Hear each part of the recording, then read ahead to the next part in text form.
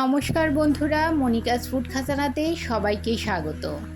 আজ তৈরি করব কাঁঠাল বিচির ভর্তা, একটু অন্যরকমভাবে।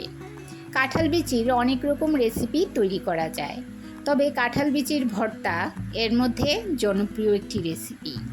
চলুন দেখে নেওয়া যাক কিভাবে আমি কাঁঠাল বিচির ভর্তা তৈরি করি।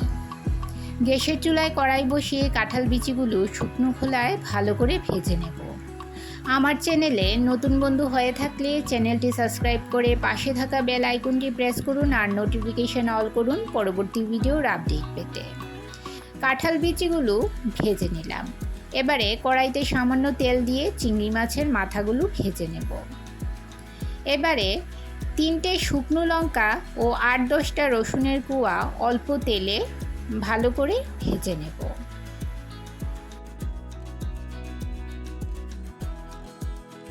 ভেজে নেওয়া শুকনো লঙ্কা ও রসুন শিলনোড়ায় বেটে নেব। বন্ধুরা, যারা আমার ভিডিওটি এখনও পর্যন্ত ধৈর্য সহকারে দেখছেন অথচ একটা লাইক দিতে ভুলে গেছেন, তাদের কাছে অনুরোধ, একটা লাইক দিয়ে ভিডিওটি কন্টিনিউ করুন।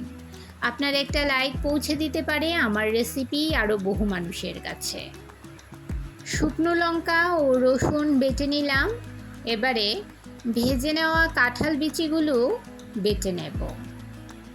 আপনারা চাইলে গ্রাইন্ডারেও এই সমস্ত কিছু পেস্ট করে নিতে পারেন, তবে আমি আজকে শিলনোড়ায় এইগুলো বেটে নিচ্ছি। শিলনোড়ায় কাঁঠাল বিচি বেটে ভর্তা করলে এর স্বাদটা একটু অন্যরকম হয়, ভীষণ টেস্ট হয় খেতে। বন্ধুরা, যারা আমার চ্যানেলটি সাবস্ক্রাইব করে আমার পাশে আছেন আর আমাকে সাপোর্ট করছেন আর ভিডিওটি প্রথম থেকে শেষ পর্যন্ত ফুল ওয়াচ করছেন, তাদেরকে অসংখ্য ধন্যবাদ। আর যারা নতুন বন্ধু, অবশ্যই 24 ঘন্টা অপেক্ষা করবেন। 24 ঘন্টা পর আমি আসব আপনার চ্যানেলটি ভিজিট করে আপনার পরিবারের সদস্য হওয়ার জন্য। বন্ধুরা, এই যে দেখুন, আমি কাঁঠাল বিচিগুলো বেটে নিয়েছি। এবারে যে চিংড়ি মাছের মাথাগুলো ভেজে রেখেছিলাম সেই মাথাগুলো বেটে নেব।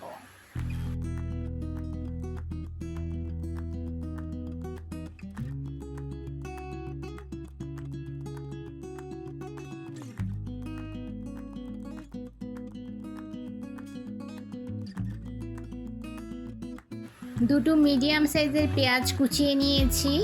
এবারে এতে দিয়ে দিলাম সামান্য নুন ও সামান্য লেবুর রস। নুন ও লেবুর রস দিয়ে পেঁয়াজগুলো ভালো করে মেখে নেব।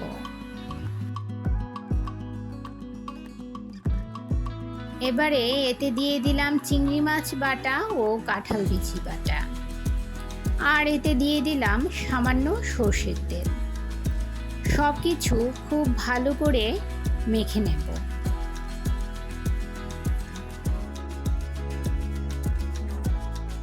আর এতে দিয়ে দিলাম কিছু ধনেপাতা কুচি। ধনেপাতা সম্পূর্ণ অপশনাল, আপনারা চাইলে নাও দিতে পারেন, তবে আমার কাছে ধনেপাতা দিলে খেতে ভালো লাগে, তাই ধনেপাতা দিয়ে মেখে নিয়ে কাঁঠালের বিচির ভর্তা তৈরি করে ফেললাম। রেসিপিটি কেমন লাগলো কমেন্ট করে জানাবেন। তাহলে বন্ধুরা, আজ এই পর্যন্তই। আবার দেখা হবে আরেকটি নতুন ভিডিওতে নতুন রেসিপি নিয়ে। সবাই ভালো থাকুন, সুস্থ থাকুন।